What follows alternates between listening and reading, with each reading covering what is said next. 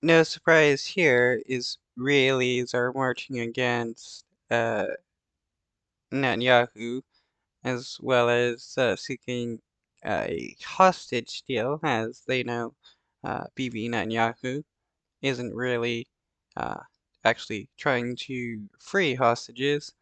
What, you had three killed by the IDF with gunfire, three killed by the IDF in bombings, and then a report of 10 more uh, hostages being killed by the IDF in bombings. And it's like, how can they actually claim that the IDF is there to rescue hostages when they're killing so many of them?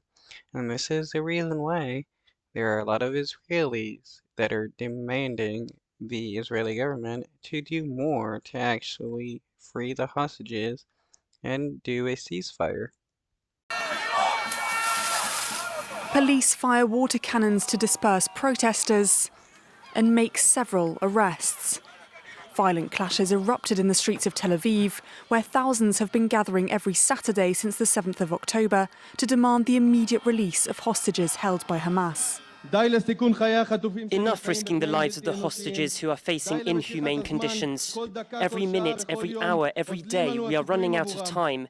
Enough of the pain. It's been 140 days. Many at the rally are pointing the finger of blame firmly at the Israeli government and one man in particular, Prime Minister Benjamin Netanyahu.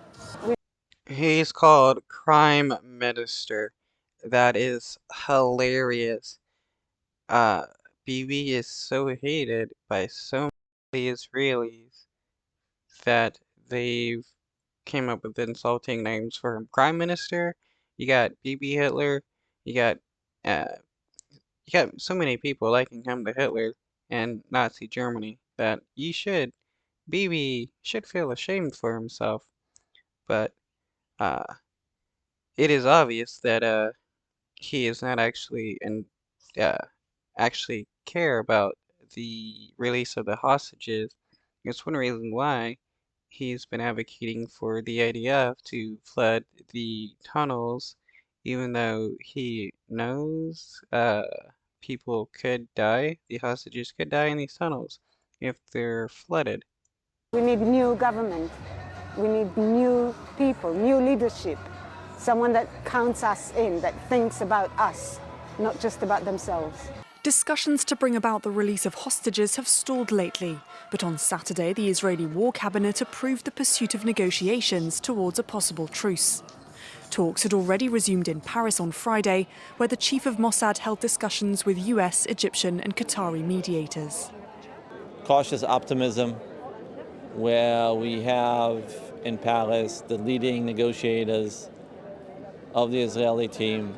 The US put in front of all the parties a fair deal, and now we are waiting for the cabinet of Israel to see the aspect of that deal. Local media says an Israeli delegation is expected in Qatar in the next few days.